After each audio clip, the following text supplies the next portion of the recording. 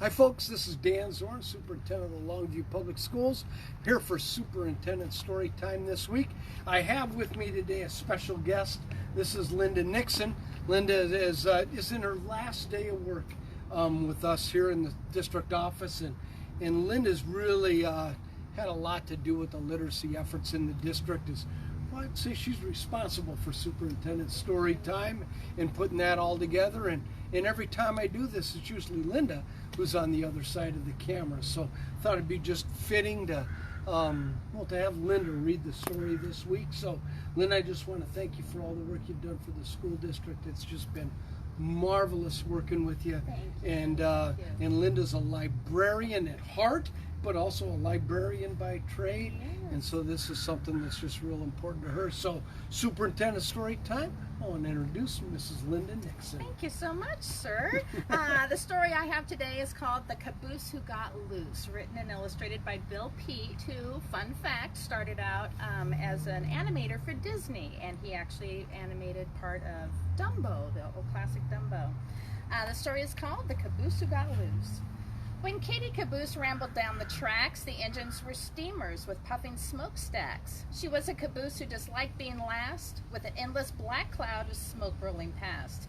"It's not only too smoky," the caboose would complain. "There's the jerks and the jolts of this noisy freight train." The engine up front always wore a big smile, and he lumbered along for mile after mile. He was proud of his being so powerful and strong that he could haul a freight train 100 cars long.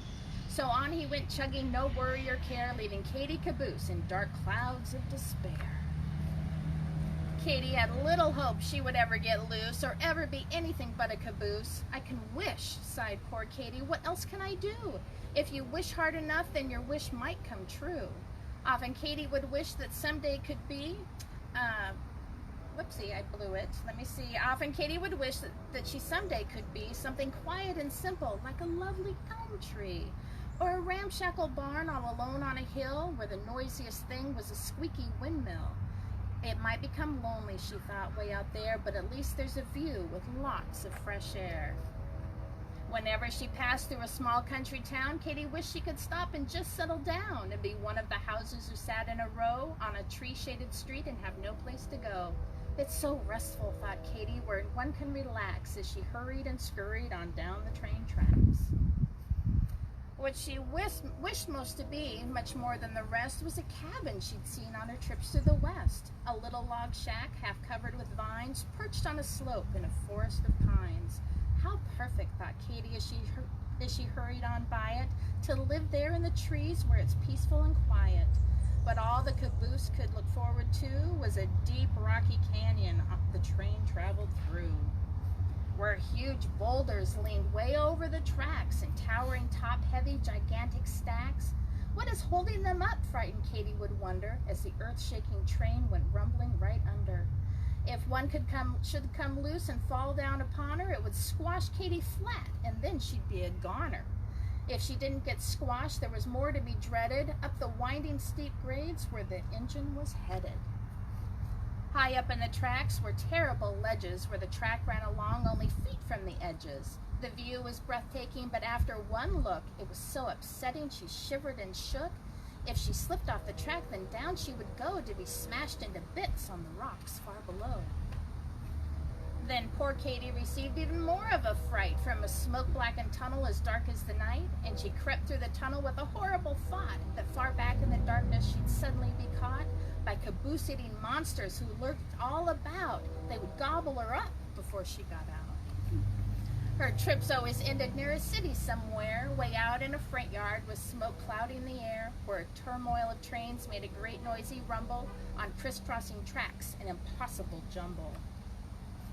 The train came to a stop and the cars were unhitched, then off to a sidetrack the caboose was soon switched, where Katie could sit and take in the fine scenery with such lovely sights as a load of machinery.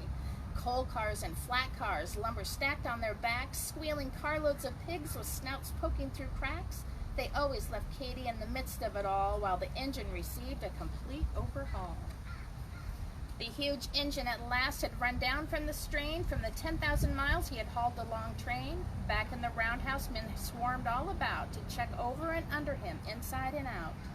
replacing old pistons and bolts that were missing, patching leaks in the boiler that made a loud hissing, cleaning rust from his piping that ran everywhere, checking steam valves and pumps in great need of repair.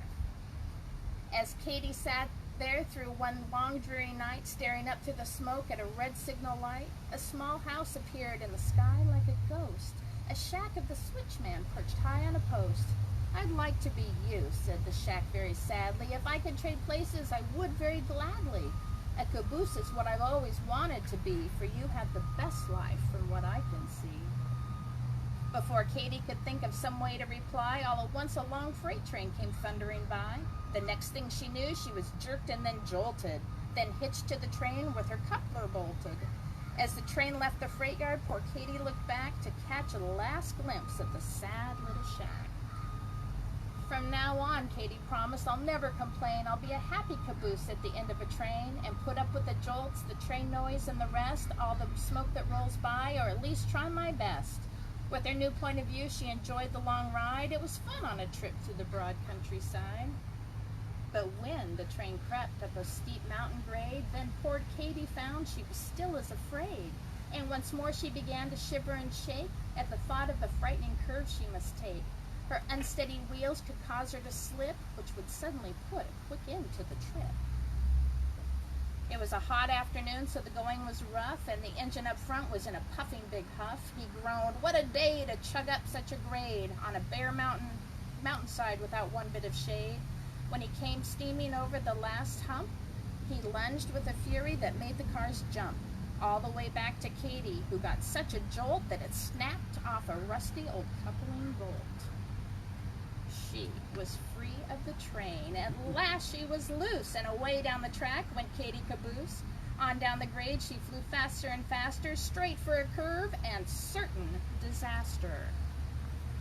When Katie hit the curve, she took off like a kite high over the treetops on her first and last flight that would quickly have ended poor Katie Caboose if it hadn't been for two towering spruce. The caboose became caught in a very tight squeeze between the tall trunks of two evergreen trees. At first she could hardly believe her good luck. What a wonderful place to be so stuck. She thought sure she was dreaming, it couldn't be true. Here she was in the trees with a beautiful view. "It's so perfect," sighed Katie, "yet I'm really not free. I know sooner or later they'll come after me." And then sure enough, up the mountains that night came a train with a crane and a powerful light. "She couldn't have gone leaping off here," came a shout. Like a great glaring eye, then the searchlight about. It flashed past the trees down the steep rocky bluff, and it searched high and low, but not quite high enough. Or it would have soon spotted the missing caboose, but all they could find was a startled bull moose. "Let's call it quits," growled the boss of the crew. "For all that I care, she's in Kalamazoo." Katie stayed in the treetops. No one ever found her, except for the squirrels and the birds all around her. At last she was free, just as free as the breeze, and how Katie did love it up there in the trees. Oh, indeed, oh, indeed, oh, indeed, Katie did.